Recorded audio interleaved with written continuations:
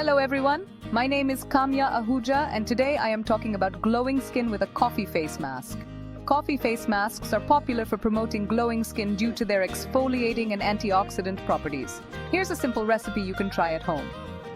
Ingredients: 2 tablespoons coffee grounds, 1 tablespoon honey, 1 tablespoon yogurt. Instructions: mix the ingredients. In a small bowl, combine the coffee grounds, honey, and yogurt. Stir well until you get a smooth paste. Cleanse your face. Make sure your face is clean and free of makeup or dirt. Apply the mask evenly onto your face. Avoid the delicate area around your eyes. Massage and leave on. Gently massage the mask into your skin using circular motions. Leave the mask on for about 15 minutes. Rinse off. Rinse it off thoroughly with lukewarm water. Pat your face dry with a clean towel. Moisturize. Follow up with your regular moisturizer to lock in hydration. And there you have it, an easy, affordable way to achieve glowing skin at home.